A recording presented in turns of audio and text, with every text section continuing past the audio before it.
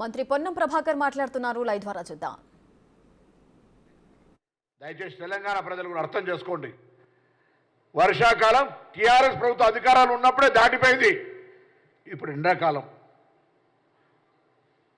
మళ్ళీ వర్షాకాలం వస్తుంది. అప్పుడు వర్షాలు పడకపోతే కరువు. అసలు కరువు మీరు కూడా కారణమని నేను అంటలే. ప్రకృతి అనేటువంటిది ప్రకృతి వైపరీత్యం జరిగింది ఇక్కడ. మీరు అధికారంలో ఉన్నప్పుడే వర్షాపాతం తక్కువైంది. నిజంగా నీకు చిత్తశుద్ధి ఉంటే, చేతనైతే మాతో కలిసిరా, కేంద్రంలో కొట్లాడదాం. ఉత్తర భారతదేశంలో ప్రకృతి వైపరీత్యాలకు ఏ విధంగానైతే రైతులను ఆదుకోవడానికి నష్టపరిహారం ఇచ్చిండ్రో ఆ విధంగా కలిసి కొట్లాడి తెచ్చుకుందాం. నాకు ఇంకొక ఆశ్చర్యకరమైన అనిపిస్తుంది. 25,000 నష్టపరిహారం కేసీఆర్ గారు, కేటీఆర్ గారు, హరీష్ రావు గారు మాట్లాడుతారు. 2500 ఇచ్చిరా మీ ముఖానికి? ఎప్పుడన్నా వడగళ్ళ వారానికి ఇచ్చిరా పైసలు? రైతాంగానికి అనేక రకాలుగా నష్టం జరిగితే ఎప్పుడన్నా ఇచ్చిండ్రా? నా దగ్గర చొప్పుదని లక్షల రూపాయల మిర్చి పంట. పాపం రైతులు ఏడిసిరు, కళ్ళల్లో రక్తం గారింది. ప్రభుత్వాన్ని వేడుకున్నాం. ఉద్యమం చేయబోతే అరెస్ట్ చేసిరు. నిరసన కూడా చెప్పనీయలే. లెక్కలి మీరా మాట్లాడేది మా గురించి? ఇలా మేము కట్టుబడి ఉన్నాం. లెక్కలు తీసినాం. ఎక్కడ నష్టపోయినరో, ఎక్కడ నీటి ఎద్దడి ఉందో ఇవాళ కూడా ముఖ్యమంత్రి గారు ఆదేశాలు ఇచ్చారు. త్రాగునీటికి సంబంధించి ఎక్కడ సమస్య ఏర్పడ్డా అందుకొరకు ప్రత్యేకంగా 10 మంది పాత సీనియర్ అధికారులను జిల్లాల ఇన్ఛార్జీలు వేసినాం. ప్రత్యేక నిధులు ఇచ్చినాం కలెక్టర్లకు. యావత్ తెలంగాణలో ఏ గ్రామంలో అయినా నీటి ఎద్దడి ఉంటే అక్కడుండే కాంగ్రెస్ నాయకులారా వెంటనే స్థానికంగా జిల్లా కలెక్టర్ దృష్టి తీసుకోండి, ఆ సమస్యను పరిష్కారం చేయని కోరుతున్నాం. నేను టీఆర్ఎస్ వాళ్ళని కూడా కోరుతా ఉన్నా. నీటి లభ్యత, త్రాగునీటి, సాగునీటి అంశం మీద రాజకీయం చేసే ప్రయత్నం చేయకు ఈ సీజన్లో. చెప్పండి, ఏ ప్రాజెక్టులో నీళ్లుంటే మేము విడుదల చేయొద్దని ఆదేశాలు ఇస్తే వెంటనే మేము దేనికైనా ఒప్పుకుంటాం. ప్రాజెక్టులో నీళ్లున్నాక రైతులకు ఇయ్యొద్దు అనేంత మూర్ఖులం కాదు. కేసీఆర్ గారు, కేటీఆర్ గారు, హరీష్ రావు గారు మీ హయాంలో పడ్డ వర్షాలు, మీరు 50,000 కోట్లు 40,000 కోట్లు ఖర్చు తగినటువంటి మిషన్ కాకతీయ ఏమైంది? మరి ఎందుకు లేవు చెరువులలో నీళ్ళు? తాగినామా మేము? ప్రజలు తాగినరా? మీరు తాగినరా? ఏమైనా నీళ్ళు? వర్షం లేదు, వర్షాభావం ఉంది కాబట్టే అక్కడక్కడ ఇబ్బంది జరిగింది. దాన్ని ఎదుర్కోవడానికి మిమ్మల్ని కలిసి రమ్మంటా ఉన్నాం. భారతీయ జనతా పార్టీ కేంద్రంలో అధికారం ఉంది. మీరు ఇక్కడ 10 ఏళ్ళు, వాళ్ళక్కడ 10 ఏళ్ళు ఏం చేసారో చెప్పండి రైతులు. కానీ అడుగుతా ఉన్నాం ఇలా. అది జవాబు చెప్పకుండా తోడు దొంగల లెక్క ఆయన అదే మాట్లాడతారు, మీరు అదే మాట్లాడతారు, మీరు అదే మాట్లాడతారు, వాళ్ళు అదే మాట్లాడతారు. కాబట్టి ఇదంతా కూడా నడుస్తున్నటువంటి తతంగాన్ని నేను కొట్టినట్టు చేయి, నువ్వు వేడిసినట్టు చేస్తా.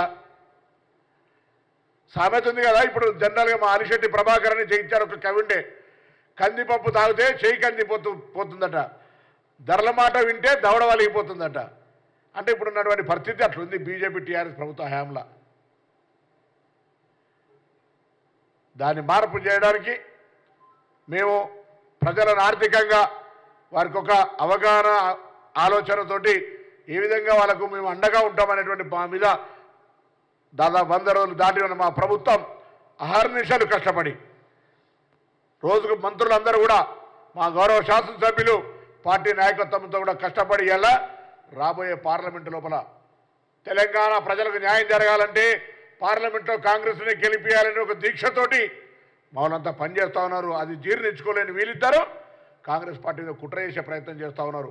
అందుకే మేము మా కరీంనగర్ లోక్సభ వరకు తేదీ 14 నాడు బాబాసాహెబ్ అంబేద్కర్ గారి జయంతి రోజు పార్టీ కార్యాలయంలో ఈ భారతీయ జనతా పార్టీ వైఫల్యాల మీద, ఇచ్చిన హామీలు అమలు చేయని దాని మీద మేము దీక్ష చేయడానికి నిర్ణయం చేసినాం.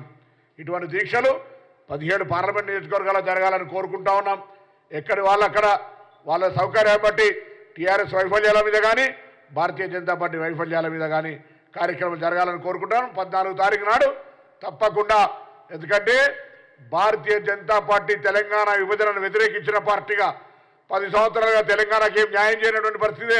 మా దగ్గర టీఆర్ఎస్ పార్టీ అంటే వాళ్ళు పోటీలో ఉండేది పరిస్థితి లేదు. కాబట్టి అక్కడ ఉండబడేటువంటి ఈ మతపరమైన రాముని పేరు మీద ఆర్టిస్ట్ ఆస్కర్ అవార్డు డ్రామాలు పొందేటువంటి అభ్యర్థులు ఉన్నటువంటి పరిస్థితుల్లో తప్పకుండా భారతీయ జనతా పార్టీని ప్రశ్నించడానికి, ప్రజలను చైతన్యపరచడానికి, వాస్తవాలు చెప్పడానికి ఆ రోజు మేమందరం కూడా జిల్లా కాంగ్రెస్, కరీంనగర్ జిల్లా కాంగ్రెస్, సిరిసిల్ల జిల్లా కాంగ్రెస్ అధ్యక్షులు, 2 శాసనసభ్యులు కవ్వంపల్లి సత్యనారాయణ గారు, ఆది శ్రీనివాస్ గారు, మేడిపల్లి సత్యం గారు మిగతా పోటీ చేసిన అభ్యర్థులు అందరం కూడా కలిసి ఆ రోజు అక్కడ దీక్ష చేయబోతున్నాం అనే మాట కూడా ఈ సందర్భంగా మనం చేస్తూ ఉన్నాం.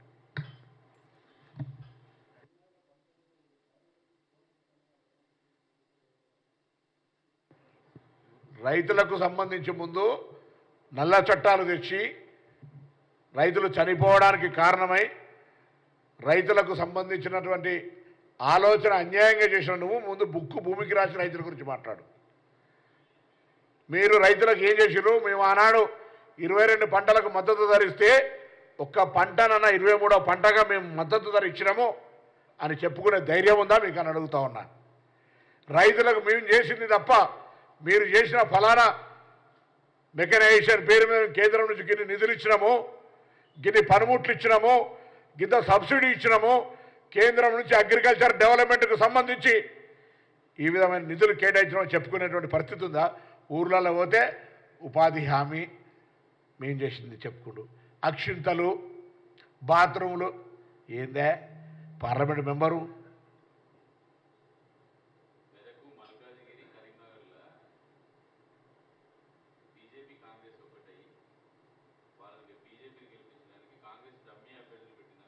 కరీంనగర్ కాంగ్రెస్ అభ్యర్థిని పెట్టకపోతే వాళ్ళు ఎడకెక్కాలన్నారు. సరే ఇప్పుడు ఎక్కడైనా ఎమ్మెల్యే టికెట్లకు సంబంధించి వచ్చేటప్పటికీ ఆ నియోజకవర్గ పార్లమెంటు సభ్యుడు పార్టీ కొద్దిగా గొప్ప డిస్కషన్ స్కోప్ ఉంటుంది. ఎంపీ ఎలక్షన్ అనేది పూర్తిగా ఏఐసిసి నిర్ణయం, శాసనసభ్యుల అభిప్రాయమనో లేకపోతే స్థానికంగా అనేది వాళ్ళు అన్ని రకాలుగా అన్ని లెక్కలు ఆలోచన చేసి పార్టీ నిర్ణయం తీసుకుంటుంది. దాని ప్రకారంగా ఎవరైనా ఏ నాయకుడైనా ముందుకు పోవాల్సిందే. అయిపోయి ఇప్పుడు 3 ఎఫ్ఐఆర్లో A1 తీసేసినాక A2 A3 ఏముంటుంది? దాని కేసే ఖతం అయిపోయింది కదా. సరే ఇప్పుడు రైట్ అవన్నీ ఇష్యూ ఉంది.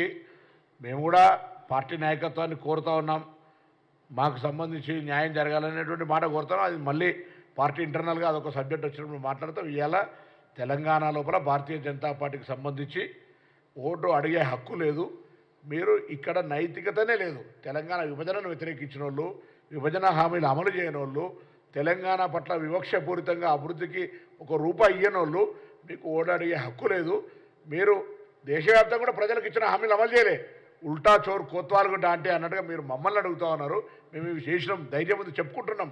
120 రోజుల్లో మీరు 10 ఏళ్ళలో ఏం చేసారో చెప్పురు నాయన అని అడుగుతున్నాం.